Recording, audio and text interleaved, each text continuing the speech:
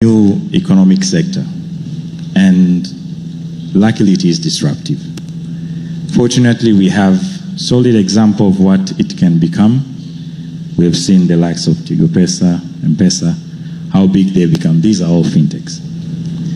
And as line of finance, we focus on addressing three key challenges, and some of them were highlighted there. The issue of collateral, there is the issue of flexible payment option that is caused by the problem being informal employment, and also the area of our population is nearly 50-50 Islamic and Christian. However, most of the digital products do not address the Islamic population. So we are the only fintech in Tanzania that has a solution that addresses the Islamic population at the moment. And we are very proud of that. And collateral is a barrier to entry, is a barrier to growth. We have also struggled in that space. We have a proven concept, but we failed to scale at the speed that we have.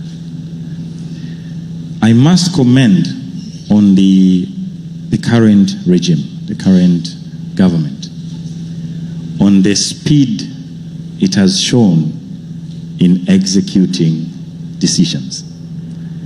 For example, the regulatory sandbox, just when I thought it was an idea, we come to hear the framework is there and it's just waiting for final approval before it gets published. That is amazing. So this is why I say, if this is the speed that the current government is showing, I said that I might have one humble request or challenge, and that will be our takeaway for this whole audience and also to the Vice President, that I believe a unicorn will be found in Tanzania. I'm a strong believer of that there will be a fintech that will be evaluated at $1 billion. With the current regime, it is possible.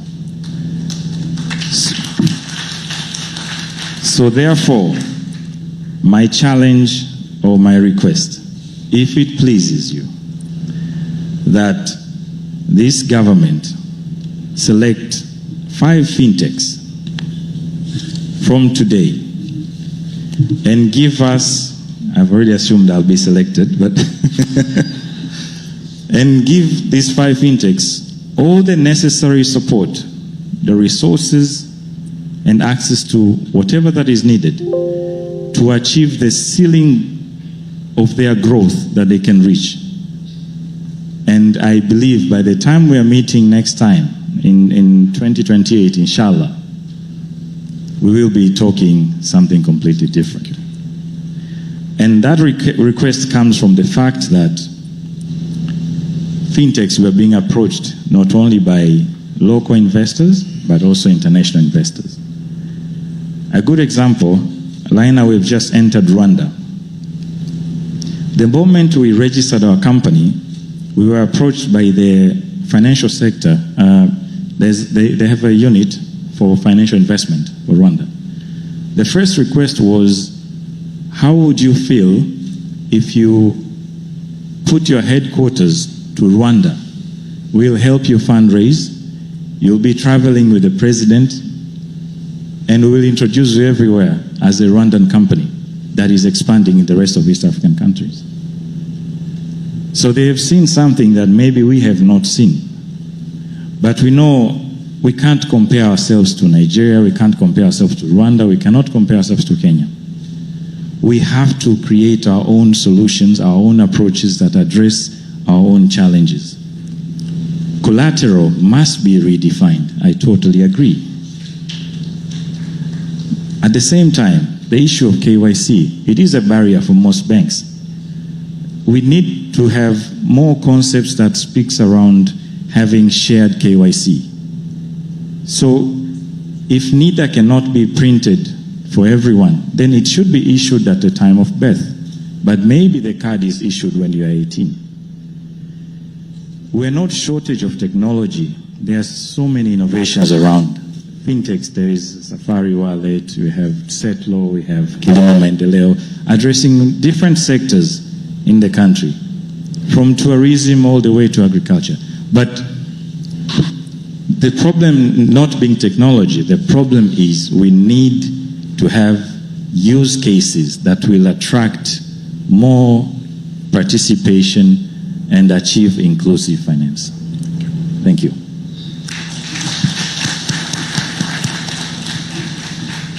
Thank you very much, Tony. And you didn't miss opportunity to raise the FinTech World request to His Excellency, the Vice President. Kijana ambaye yupo katika tasnia hii ya ubunifu katika sekta ya fedha, naye ametoa changamoto ametoa fursa ambazo wameziona kutatua changamoto ambazo wananchi wanazipata kutaka kupata huduma rasmi za fedha, ikiwa pamoja na uwekezaji na pamoja na kuhakikisha kwamba watajitahidi hata Tanzania baada ya muda sio mrefu tuwe na kampuni ambayo ina thamani ya bilioni 1 za Kimarekani. Baada ya haya naomba nirudishe sasa podium hii kwa MC. Thank you, Your Excellency, for the attention that you paid for this panel discussion. Asanteni sana. Makofi hayatoshi, tuongeze tena makofi kwa moderator na panelists wote walioshiriki katika majadiliano hayo mafupi. Your Excellency Vice President, allow me now to invite Mr. Weber de Boer, Dutch Ambassador here in Tanzania, for short remarks before he introduces a video message of Her Majesty Queen Maxima of Netherlands. Karibu Mheshimiwa Balozi, makofi mengi kwake.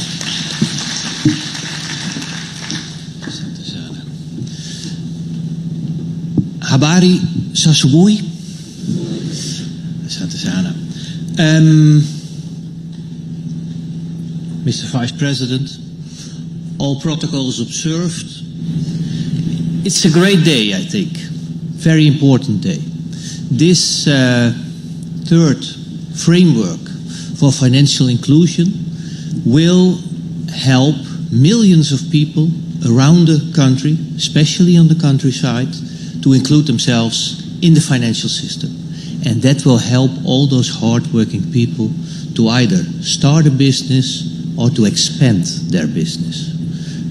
We're very happy that our Queen is also contributing to this, and although she would have very much liked to be here today, but she had previous engagements, and but she's here with you today virtually, and everybody that knows her and that has had a conversation with her will certainly know that she will not only follow the implementation of the third framework, but also actively participate in this. So I leave the floor to the Queen now. Thank you. President Samia, Ministers, Governor Tatu, Your Excellencies, ladies and gentlemen. Welcome everyone to the launch of the third Tanzanian National Financial Inclusion Framework. It is a pleasure to virtually join you today. In 2013, I had the privilege of supporting the first framework alongside the late Governor Ndulu, an inspiration to all of us. Tanzania has made incredible strides since then. During my visit to Kilimanjaro last October, I met with smallholder farmers. They use innovative microinsurance services provided by Acre Africa to help mitigate extreme weather impacts. The financial services provider offers affordable microinsurance to farmers using weather satellite data to assess and predict risks.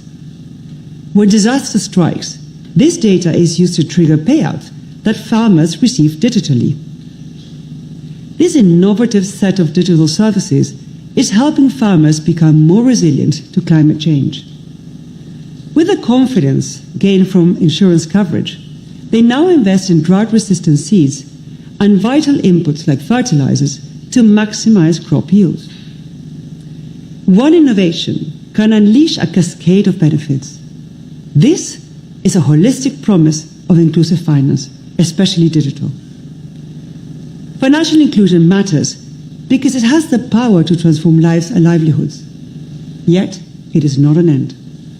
Rather, financial inclusion is a catalyst for job creation and enables active participation in an increasingly digital economy.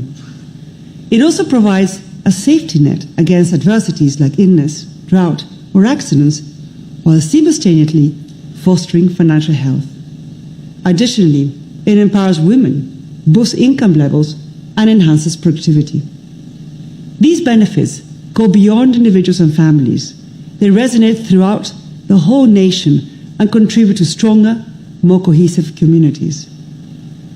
Today, I am thrilled by Tanzania's powerful vision to harness technology and data for inclusive and affordable digital financial services. The renewed focus on improving access and usage is critical. I am also delighted to see the commitment to enhancing the quality of financial services, making sure they're beneficial and help build resilience for everyone in Tanzania. This sets a new standard and matches Tanzania's reputation as a global leader in financial inclusion. Ensuring an inclusive and secure digital infrastructure is paramount, particularly in overcoming the challenges faced by the most vulnerable groups, including the youth, women, and small businesses. I applaud the thoughtful approach taken in policy plans to specifically address the needs of these segments. Special congratulations to Governor Tutuba and Minister Nchemba on your commendable efforts. I'm certain you both are aware that this is just the beginning. Your continued guidance in sequencing and prioritizing outcomes, coordinating across government, and defining how different strategic objectives effectively complement each other will be essential. Creativity and engagement with customers, innovators, and various government entities will be needed to maximize the benefits of digital financial inclusion for the poor and vulnerable. Finally, I extend my gratitude to President Samia for your unwavering support in making financial inclusion a top priority for advancing Tanzania's economic and social development. Your steadfast leadership will play a pivotal role in effectively coordinating, implementing, and ensuring accountability among agencies to deliver tangible results. My partners and I are here to support you. I wish you success in all your efforts. Thank you. Tuongeze tena makofi mengi. Yes, that was a video message of Her Majesty Queen Maxima of Netherlands. Kwa heshima na taadhima, Mheshimiwa Waziri wa Fedha, karibu uweze kumkaribisha mgeni rasmi. Tumkaribishe kwa makofi mengi sana.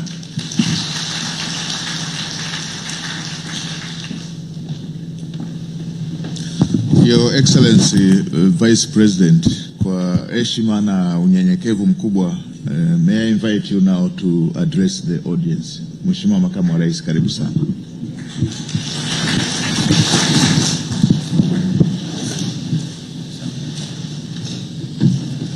Tumkaribishe kwa makofi mengi sana Makamu wa Rais wa Jamhuri ya Muungano wa Tanzania. Bado tuongeze tena makofi mpaka anafika kwenye podium. Haya, asante. Naomba tuketi, tuwe watulivu, tumsikilize kiongozi wetu.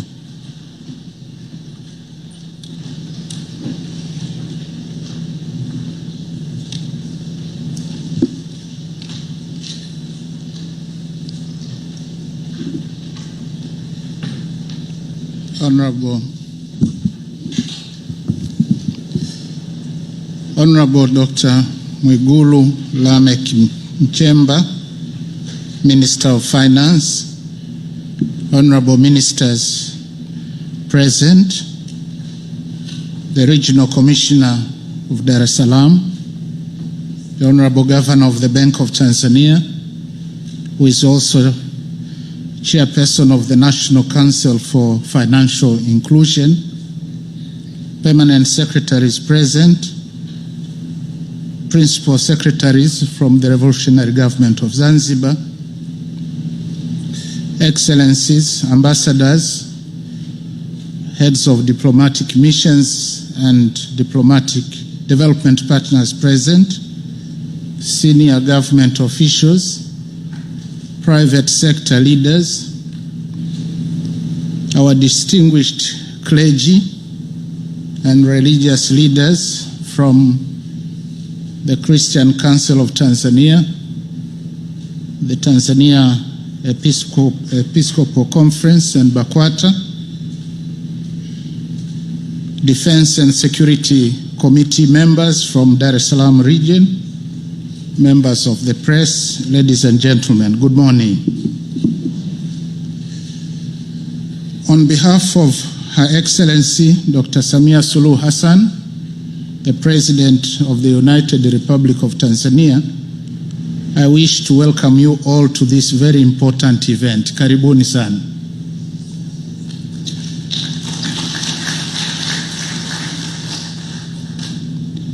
I'm also delighted and honored to launch the third National Financial Inclusion Framework for the year 2023 to 2028 on behalf of Her Excellency the President. The launch of this framework is a key milestone in the development of our financial sector. And I want to thank the Minister of Finance from both the mainland and Zanzibar,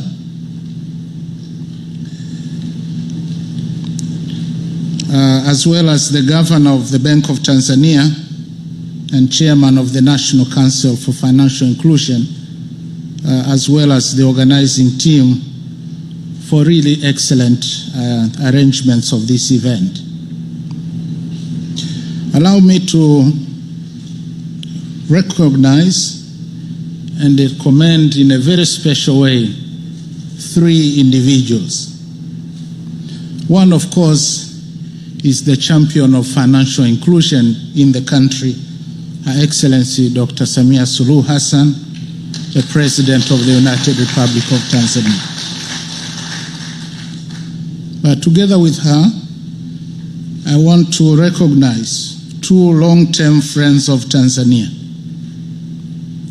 Her Majesty Queen Maxima of the Netherlands and Dr. Alfred Hanning, the Executive Director of Alliance for Financial Inclusion, and I do so for their profound contribution to our various initiatives on financial inclusion in Tanzania.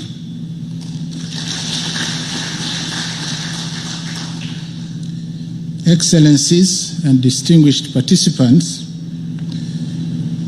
I want to commend very highly those who participated in preparing the video. In short, it says it all and how to move forward. Natamani sana kama uzinduzi wote huu ungekuwa kwa Kiswahili, maana lugha nayo sio jumuishi na hasa kwa walengwa.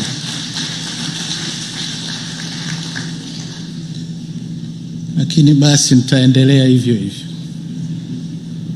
Excellencies and distinguished participants, financial inclusion is among the important drivers of socio-economic development, and more so in the aftermath of the COVID-19 pandemic, where income inequality has escalated to a great extent, with differences between the rich and the poor, the financially included and the financially excluded becoming increasingly obvious.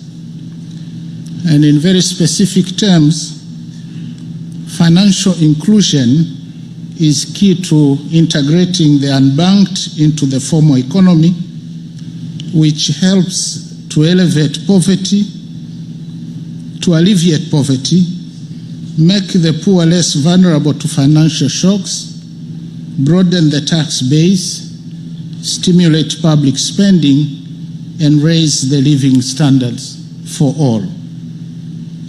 Excellencies and distinguished participants, as we have heard, in Tanzania, financial inclusion is among the top priorities of our reform agenda and constitutes a key objective of the National Development Vision 2025, as well as the National 5-Year Development Plan.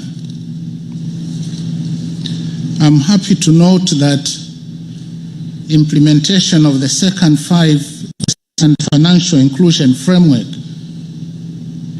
recorded very good results, as we have heard, with greater evolution of access to finance by Tanzanians. For instance, the national average of people living within 5 kilometers from formal financial services, they have increased to 89% in 2023 from 86% in 2017. And in some urban areas, we are told we have achieved inclusion by 100%. And according to the FinScope survey of this year, the number of the adult population using banking services has increased from 16.7% in 2017 to 22.2%. And this is closely moving towards the 33% target we set ourselves for 2025-2026. And overall, the survey has showed that the use of formal financial services among adults of age 16 and above has increased to 76% in 2023 from 65.3% in 2017, with the gap between men and women narrowing to 3% in 2023 compared to 10% in 2020. The rapid developments in financial inclusion had positive impact on growth of the financial sector, as the minister did point out, which recorded growth rate of 9.1% in 2022 compared to a contraction of 2.7% in 2017. And I must say I'm very glad that these notable achievements are a result of public and private sector collaborative efforts. Excellencies and distinguished participants, despite the achievements attained in expanding financial inclusion in the country, the remaining major challenge is to fully include the entire economically active population to access and use formal financial services. And for instance, in rural areas, only less than 10% of the adult population has access to formal banking services.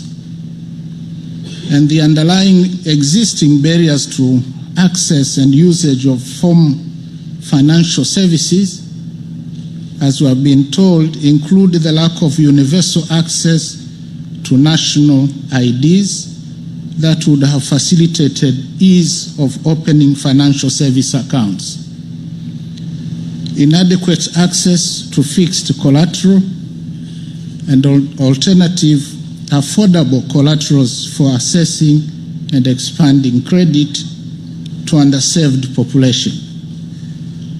But there is also onerous process for business formalization, an affordable cost of financial services that includes high interest and non-interest rate charges, and unfriendly environment for women, youth, and people with disability.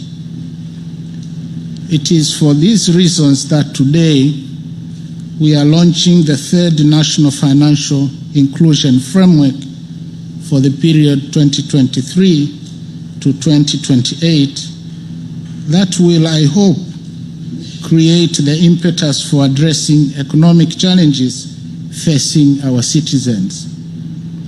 Financial inclusion is a very important pillar that should be given due consideration if we are to ensure that no one is left behind.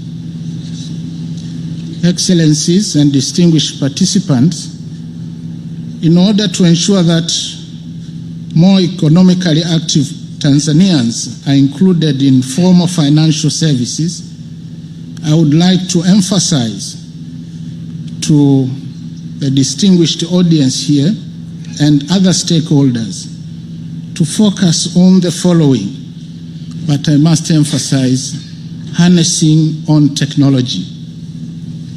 First, I think is to ensure that the set targets in the third National Financial Inclusion Framework are achieved by the end of 2028, and I think we'll do so, especially if we direct efforts at addressing financial inclusion needs of the disproportionately underserved segments, i.e. women, youth, micro, small and medium enterprises, people with special needs, farmers and fishermen. And these efforts will complement the initiatives being implemented under the Tanzania Generation Equality Program. Second, in collaboration with the Ministry of Home Affairs, I think we need to ensure universal access to national identification and expand the scope of access to the national identification from birth. And I believe this will facilitate expansion of access to formal financial services to the youth, including those under the age of 18. Third, I think we need to strengthen financial consumer protection, particularly against cyber crimes,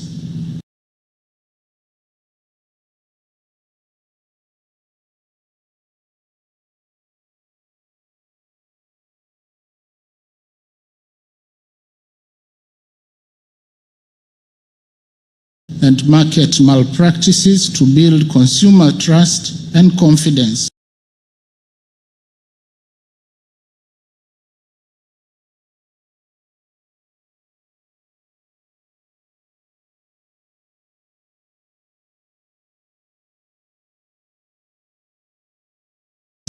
In using financial services.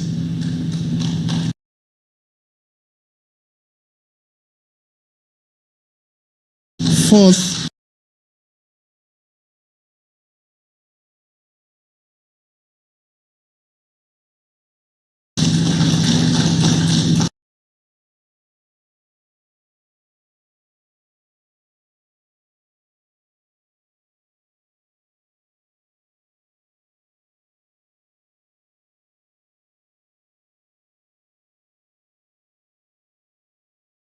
I think we need to reduce the cost of accessing and using formal financial services and developing regulatory frameworks and systems to enhance use of and expanded scope of collateral for easy access to credit.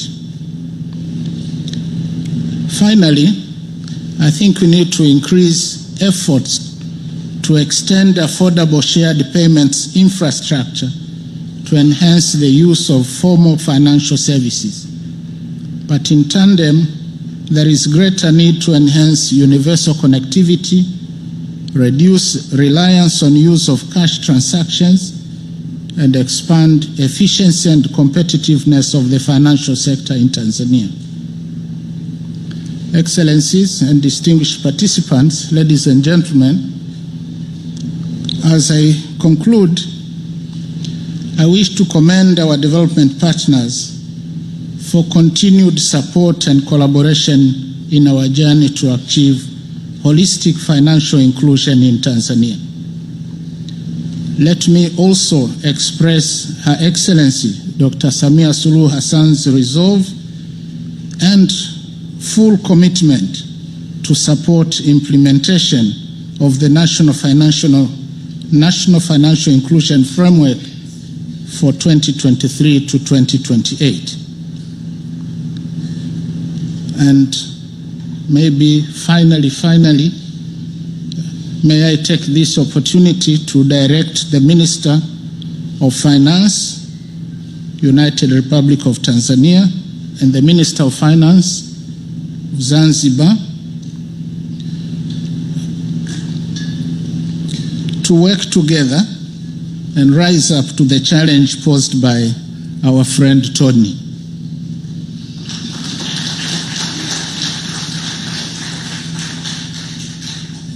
So with these remarks, I thank everyone present at this very important event, and I'm now ready to officially launch the National Financial Inclusion Framework for 2023 to 2028. I thank you for your kind attention. Asante, makofi mengi sana.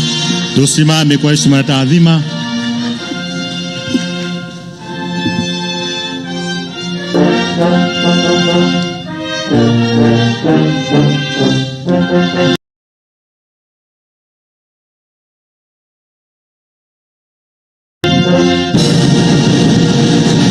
Kuna kitu cha kubonyeza, Mheshimiwa Makamu wa Rais, kwa heshima na taadhima.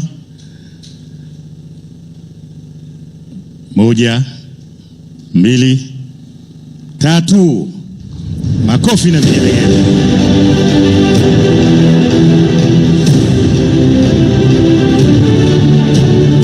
Naomba ubaki hapo hapo kwa heshima na taadhima. Mheshimiwa Makamu wa Rais.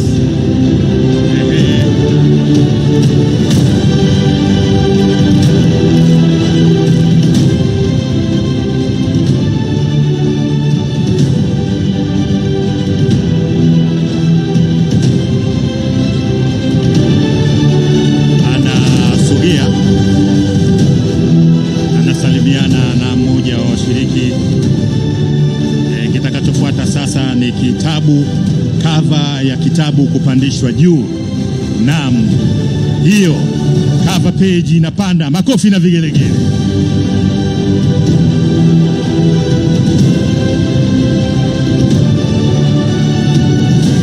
Hiyo ni cover page ya National Financial Inclusion Framework.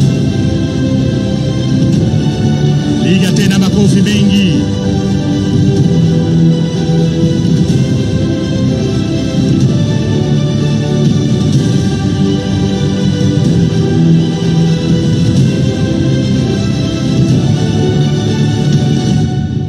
Haya, asante. Tuongeze tena makofi kwa heshima ya Makamu wa Rais baada ya kuzindua Mpango mkakati wa Taifa wa huduma jumuishi za fedha 2023-2028. Asante sana Mheshimiwa Makamu wa Rais. Sasa unaweza ukaketi. Naomba tukae.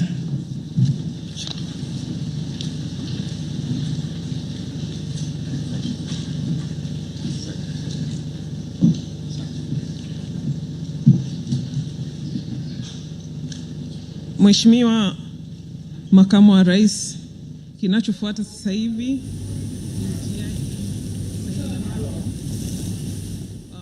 mwenyekiti wa Baraza la Huduma Jumuishi za Kifedha, Governor Emmanuel Tutuba, kwa niaba ya members wote wa baraza hilo atasaini mbele yako mkakati ambao umeuzindua leo.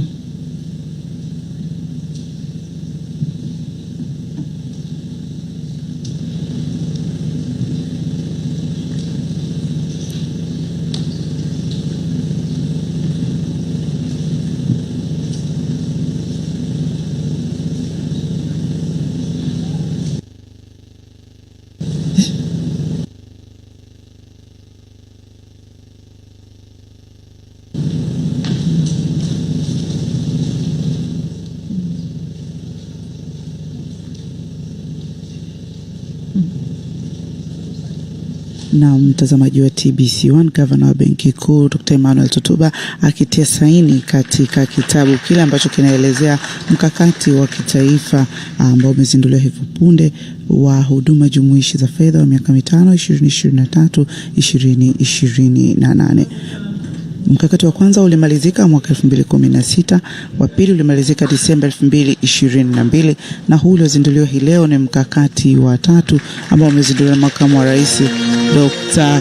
Philip Isdor Mpango, na hapo akipokea mkakati huu.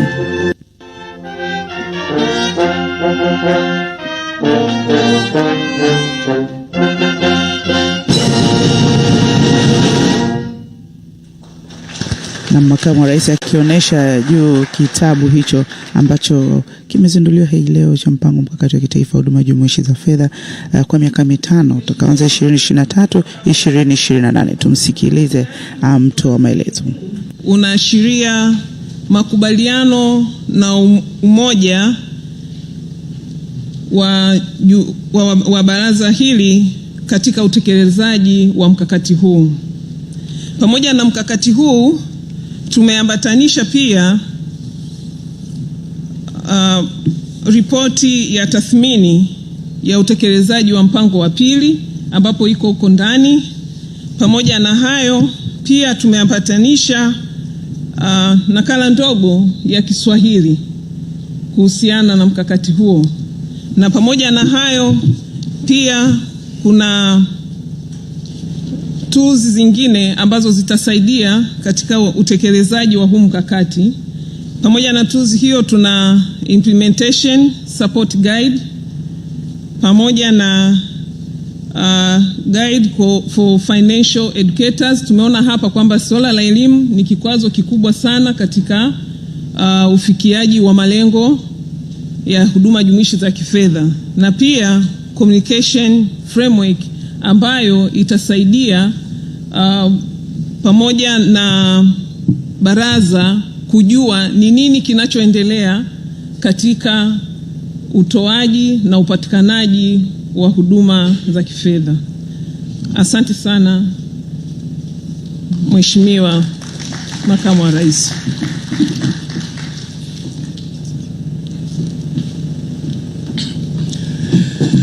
Mheshimiwa Makamu wa Rais, naomba uridhie kwa ajili ya zoezi la picha za kumbukumbu, na picha za kumbukumbu zitapigwa hapo nje. Tutatoka kwenda kupiga kundi la kwanza mawaziri na manaibu mawaziri, naomba tujiandae. Lakini Mheshimiwa Makamu wa Rais, niombe radhi, nilitaja viongozi washiriki nikasahau kuwataja wenye nyumba hii, wafanyakazi wa BOT wote kwa heshima na taadhima. Hebu tusimame Mheshimiwa Makamu wa Rais atuone. Ni hao. Naweza kujikuta mfungiwa mlango hutoki hapa. Asanteni sana. Haya, Mheshimiwa mawaziri, manaibu mawaziri, twendeni tuingilie kule. Wakati huo najua maafisa anafanya utaratibu eneo la kupigia picha. Mawaziri, manaibu mawaziri, twendeni. Mpenzi mtazamaji wa TBC1, shughuli hii inakaribia kufika tamati, na sasa zoezi linalofuata ni kupiga picha, lakini pia ni kufahamishe tu kwa ufupi malengo yaliyowekwa katika mkakati huu. Katika mkakati mpango wa kitaifa mpaka sasa ni 89% ya watu wazima wanaoishi ndani ya kilomita 5 za pointi za huduma ya upatikanaji wa huduma za fedha. Lakini kwa mujibu wa mkakati huu uliozinduliwa, inataraji ifikapo mwaka 2028 98% ya watu wazima wanaoishi ndani ya kilomita 5 za pointi za huduma ya upatikanaji wa huduma za fedha kufikiwa. Lakini pia mpaka sasa ni 30% tu ya watu ambao ni wakopaji wenye taarifa katika mfumo rejea wa mikopo, na katika mpango huu lengo ni kufikia 35% ya wakopaji wenye taarifa katika mfumo rejea wa mikopo. Lakini mpaka sasa kwa mwaka huu hali ilivyo kwa mwaka 2023 ni 76% ya watu wazima walio na akaunti zinazoweza kufanya miamala katika taasisi za fedha, na lengo la mpango ni ifikapo mwaka 2028 kufikia 85% ya watu wazima walio na akaunti zinazoweza kufanya miamala katika taasisi za fedha. Lakini 11% ya biashara ndogo na zakati zilizo na akaunti katika taasisi za fedha ndio hali iliyopo katika mwaka huu 2023. Mpaka mwaka 2028 inataraji kufikia 16%, na haya ni kwa uchache tu, lakini dira kabisa wa Tanzania watu wazima na biashara zao kufikia na kutumia bidhaa na huduma mbalimbali za fedha zenye ubora, gharama nafuu zinazoboresha kipato na usawa hali zao za kifedha. Mpango wa kwanza ulihitimishwa mwaka 2016, mpango wa pili ulihitimishwa mwaka 2022 Disemba, na hii leo ndio mpango wa tatu unazinduliwa ambao utahitimishwa mwaka 2028. Kwa niaba ya wote waliokuletea matangazo hayo, mimi ninaitwa Gloria Michael. Nirejeshe matangazo hapo studio kwake Ibrahim Chawe kuendelea na vipindi vinavyoendelea hapo TBC1. Kweli na uhakika. Michael, kutoka katika ukumbi huo wa BOT ambapo tumeshuhudia uzinduzi wa mpango wa tatu wa kitaifa wa ujumuishaji wa kifedha, na tumeona mipango mingi ya serikali katika kurahisisha huduma na kuhakikisha kwamba basi huduma za kifedha zinawafikia wananchi moja kwa moja, lakini zaidi kuwasaidia wanawake pamoja na vijana katika shughuli zao mbalimbali za ujasiriamali. Lakini tumeona wito pia hapo wa serikali kwa wadau wa fedha basi kuunga mkono mpango huo ili kurahisisha zaidi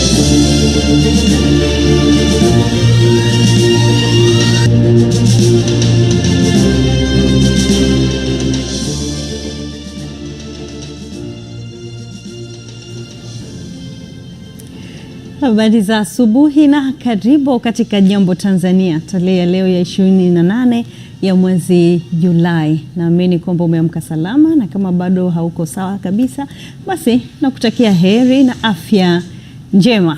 Kwa wale tunaelekea katika majukumu, basi tunakutakia kazi njema sana, lakini asante sana kwa kuchagua kuianza siku yako na Jambo Tanzania ya TBC1. Mimi ni Janet Leonard. Naam, nami ni Musa Twangilo. Karibu sana katika Jambo Tanzania. Ni siku ya Ijumaa saa 2 leo. Haraka kimataifa ni kwamba mkutano bwana umefana. Viongozi wa Afrika na Urusi unafanyika jijini Moscow katika eneo la wanaita St. Petersburg. Lakini mapinduzi yametokea tangu jana, lakini Rais Mohamed Bazoum. Naam. Tuko hapa. Mimi pia ni Ujumuishaji Shehe ni yule. Sijui kwa nini umekuwa ukipenda kusema hiyo kauli.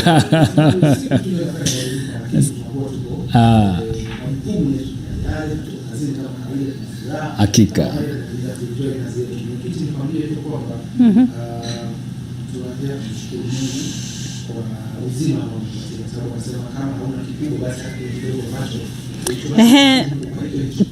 Haya, tunakumbuka leo bado tunazo kampeni na mambo makubwa matatu katika Jambo Tanzania. La kwanza ni haki yangu. Sana. Haki yangu tunazungumza baada ya kamati ile ya kurekebisha au kuboresha haki jinai nchini, mfumo wa haki jinai nchini, ambapo Rais Dr. Samia Suluhu Hassan aliwapa miezi 5 walizunguka nchi nzima. Tume au kamati hiyo inaongozwa na Jaji Mkuu mstaafu Mohamed Othman Chande.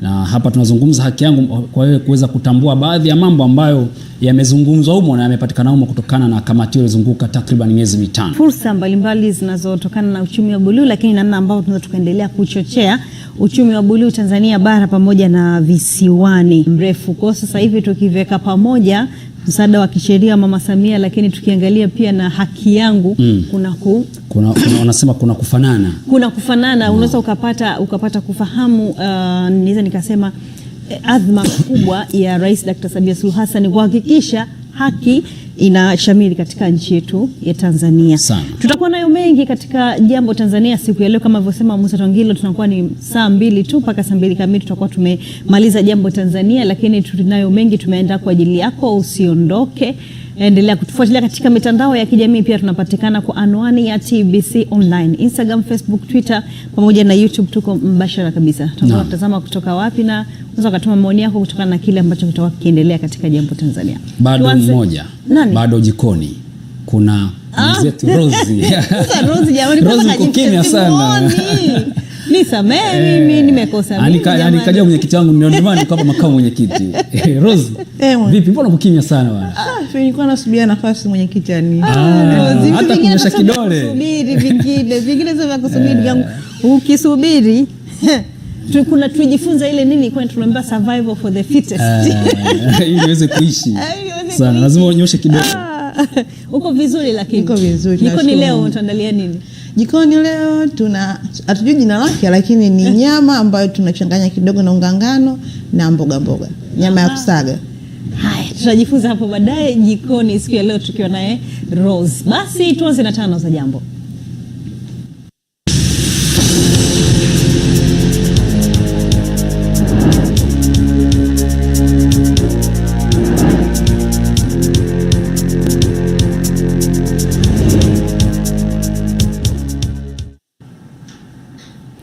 Karibu sasa tukuletee taarifa zetu tano katika saa hii ya kwanza ya Jambo Tanzania.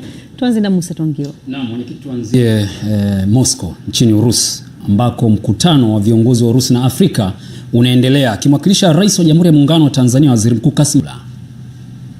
Sisi Tanzania, forum hii kwetu ni muhimu kwa sababu ina manufaa makubwa. Moja, kwa mahusiano na Urusi, tuna mahusiano muda mrefu na tuna balozi zinafanya kazi yake vizuri na tunawasiliana kidiplomasia na mambo mengine kwa ujumla. Lakini kupitia forum hii nayo tunayo nafasi ya kupata uzoefu wa mataifa mengine ya Afrika namna wanavyoendesha shughuli zao kwenye sekta mbalimbali.